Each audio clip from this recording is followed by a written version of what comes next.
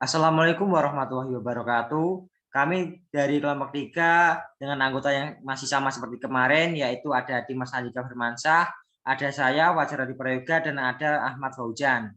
Di sini kami akan menjelaskan mengenai program Radic Short yang sudah diberi range.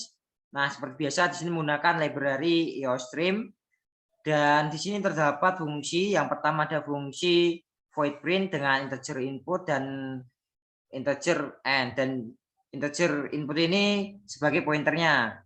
Di sini terdapat perulangan for, digunakan untuk menampilkan data yang diinput sebelum disorting.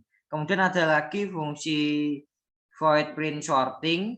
Di sini menggunakan pointer range, kemudian integer jumlah range. Sini juga ada perulangan for. Di sini digunakan untuk menampilkan data setelah disorting. Dan di bawahnya ada fungsi Radic Short Logic. Ini sudah dijelaskan kemarin bahwa untuk mengurutkan data secara Radic Short. Kemudian kita ke bawah. Di sini ada fungsi utama integer main. Di sini akan dijelaskan oleh Dimas Andika. Silakan. Oke, terima kasih atas kesempatannya. Nah, selanjutnya kita masuk ke fungsi utama yaitu integer main. Nah, di sini terdapat beberapa variabel ya, deklarasi variabel, di mana untuk variabel range sini berguna untuk menentukan range yang akan kita gunakan. Lalu ada variabel input, sini berguna untuk menginputkan data. Lalu input size berguna untuk menghitung seberapa besar data yang kita masukkan. Lalu ada A dan B, ini untuk memasukkan batas awal dan batas akhir pada range. Lalu jumlah range berguna untuk menghitung range yang kita masukkan. Selanjutnya ada di sini ada sin input size. Di sini berguna untuk memasukkan seberapa banyak data yang akan kita inputkan. Lalu selanjutnya di sini ada perulangan for, di mana di sini perulangan ini berguna untuk menginputkan data yang akan kita masukkan ke dalam Radic Short. Lalu di sini ada print input size, ini berguna untuk mengoutputkan data yang diinput sebelum disorting. Selanjutnya di sini ada sin A dan sin B, ini berguna untuk menginputkan batas range data yang akan disorting ke dalam Radic Short. Selanjutnya ada variabel jumlah range dengan rumus yang sudah tersedia. Di sini untuk variabel jumlah range berguna untuk menghitung banyak data array dalam range.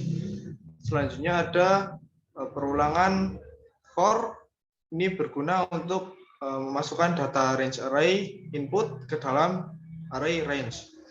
Selanjutnya akan dijelaskan oleh Mas Fauzan. Baik, terima kasih. Kemudian untuk program selanjutnya, setelah data dalam range array input ke dalam array range, kemudian di sini ada program untuk mengoutputkan data yang ada di dalam array range.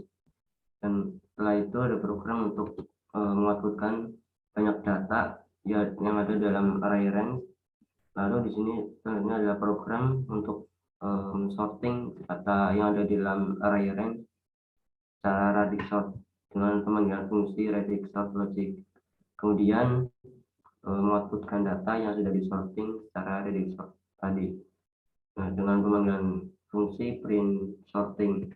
Nah, setelah mengoutputkan data itu disorting, kemudian di sini ada program untuk mengoutputkan data yang tidak ikut tersorting atau yang diabaikan dari proses sortingan.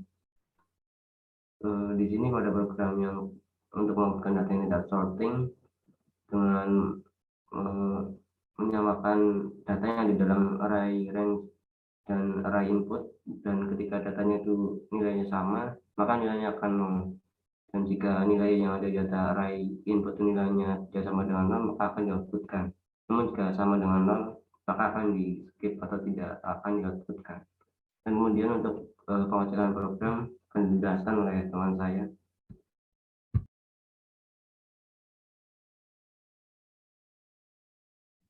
Baik, selanjutnya kita akan langsung saja coba run. Sekarang kita coba run.